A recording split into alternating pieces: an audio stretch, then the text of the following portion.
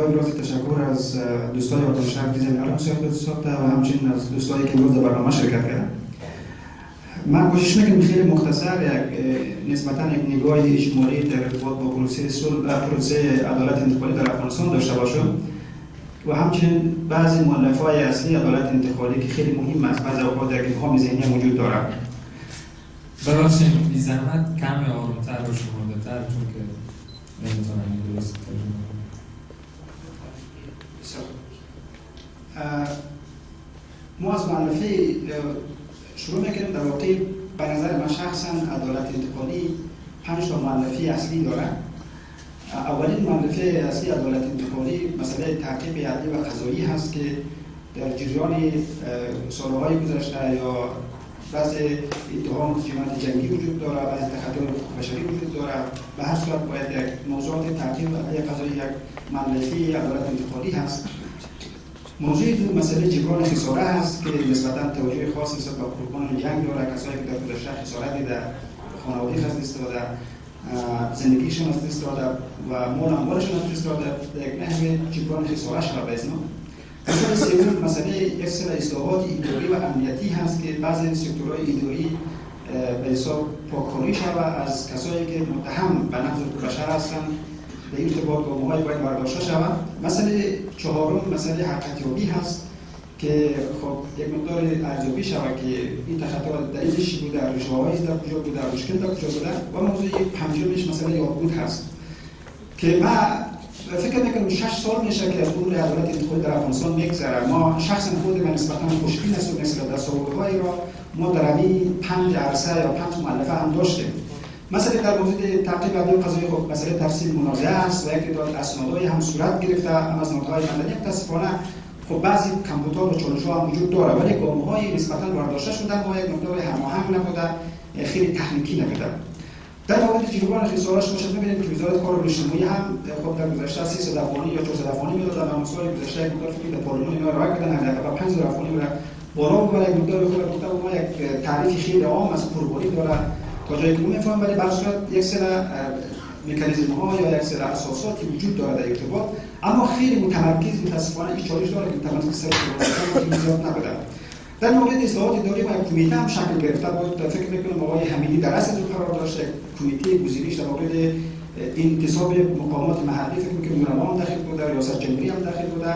خب یک سری کارهای صورت گرفته که وقتی که انتصاب و صورت می‌گیره یک مقدار تحقیق شود روی گذشته یک فرد که او کمیته اصل متاسفانه خیلی کاربرد عملی نداره. در مورد یادبود هم شما می‌فهمید که در یک کارهای برداشته شده، در بدخشان کارهای برداشته شده و من امروز من حیث خبر خوش برای دوستان میگم امروز پنجشنبه هم یک محفل برای اولین بار در کابل یک سرک جای تاریخی برای قربان جنگ ان شاءالله افتتاح میشه و این کار توسط خود نهادهای حکومتی افغانستان و یک تعداد نهادهای مدنی و با همکاری‌های خود قربانان جنگ صورت خواهد گرفت و این خودش من فکر می‌کنم یک گام مثبت است. اما در مورد از اینکه با وجود اینکه ما بعضی نارسایی‌ها یا بعضی کمبودها هم داشتیم من فکر می‌کنم که میشه من در این ارتباط فقط به دو بخش می‌خوام گپ‌های خود خلاصه کنم. بخش اول در مورد تئوری عدالت انتقالی هست و موضوع دوم یک سری چالش‌ها و ناکامی‌هایی که ما در افغانستان داشتیم علتش چی بود که ما چرا ناکام بودیم و نتونستیم پروسه عدالت انتقالی با ما تطبیق بکنیم.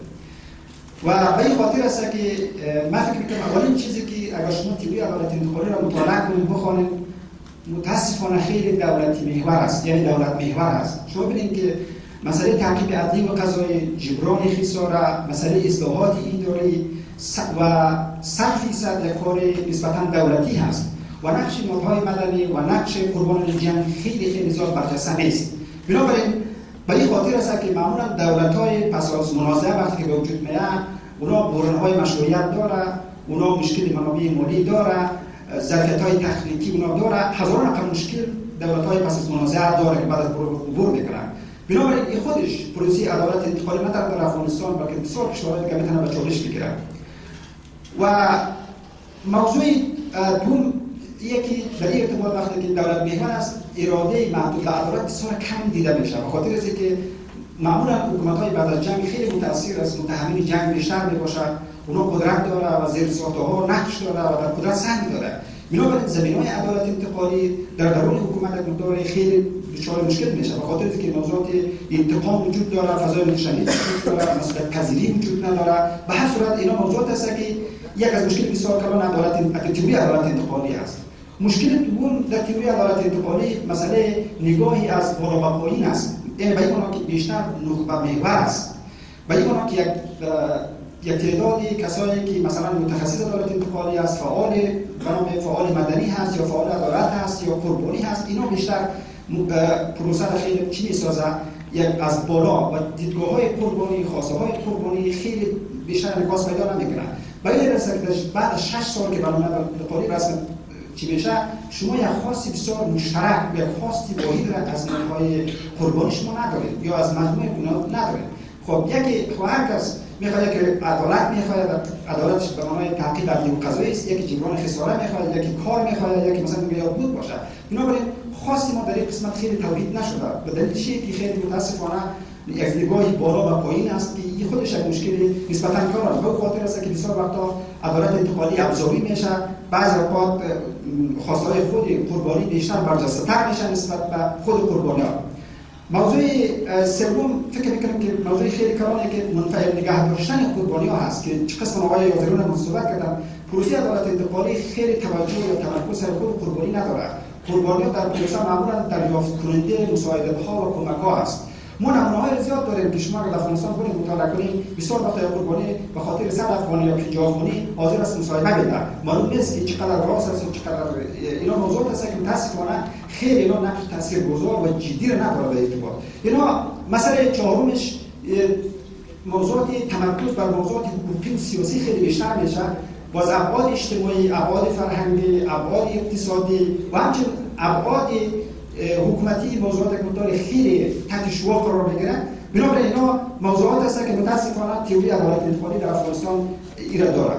اما چرا در افغانستان ما با توجه به این صحبت‌هایی که کردیم چرا در افغانستان ندارستیم به یک موقعیتی که ما باید دست پیدا کنیم چرا نیافتیم؟ دلیل چی بود؟ من فکر می‌کنم اولین نقطه که در پروسه عدالت انتقالیه که وقتی در سال 2005 یک سروی انجام میشه با 4100 چند نفر، من فکر می‌کنم که درست یک گام عملی بود. ما متاسفانه نبود یک تحلیل بسیار عمیق و یک تحلیل درست از وضعیت در افغانستان بود که ما این دچار اشتباه شدیم. دلیلش اینه که ما مسئله تخطی حقوق بشری مناظرات در افغانستان بسیار پیچیده است و ما ابعاد پیچیده مناظرات مورد بررسی قرار ندادیم. مثلا شما ببینید که یک نفر قهرمان یک قوم است، یک جنایتکار، مثلا شما ببینید که قهرمان یک قوم است ولی مقصود یک قوم دیگه است، یا قهرمان یک منطقه است مقصود به مناطق کسای دیگه هستند. برای دلیل است که متاسفانه ما بسیار در این قسمت تحلیل عمیق و درست و منظم اجرا نکردیم تا به اساس تحلیل درست استراتژی‌ها و مکانیزم‌های درست و قابل تطبیق را و قابل عملی را پیاده می‌کردیم. آمدیم فقط اکتفا کردیم به یک سروی که در حدود 5000 نفر شرکت کردن و 85 نفر هم گفتن 85% گفتن که محاکمه از خواسته‌های ما است. بنابراین ما این ابعاد دایه‌های مختلف و پیچیدگی‌های زیر مورد توجه این اشتباهات بسیار استراتژیکی ما بودن. وقتی در عمل آمدیم برنامه ما طرح کردیم نتیجه زیاد نداد. موضوع دوم من فکر می‌کنم چالش بسیار عمده بودن که سطحی‌نگری بودن.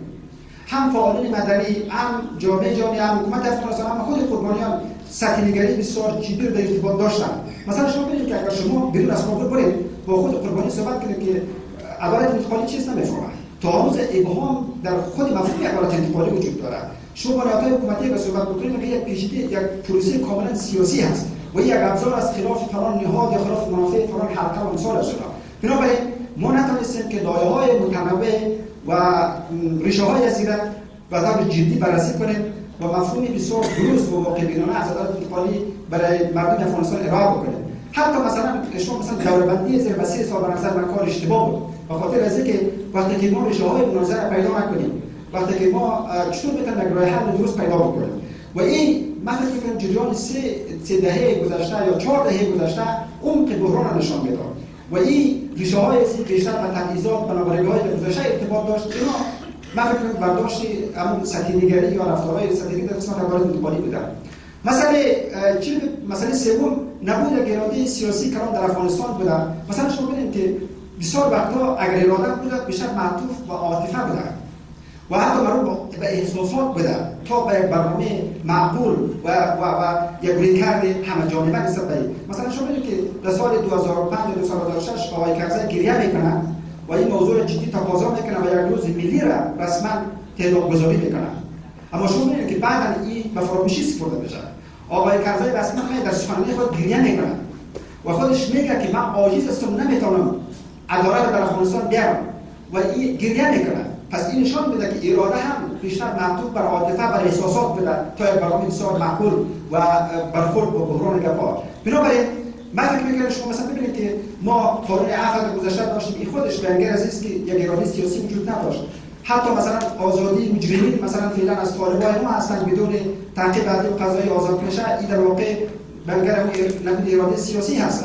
یا توشیح و تصویب قانون عفو امثال از اینا. بنابراین اینا موضوعات هست که حتی پروسه صلح در افغانستان به یک نحو عدالت و فراموشی سپرده. اینا موضوعات هست که نشان میده که اراده سیاسی به شکل سیستماتیک وجود نداره. موضوع چهارم ناهماهنگی وظایف نهادهای مدنی هست.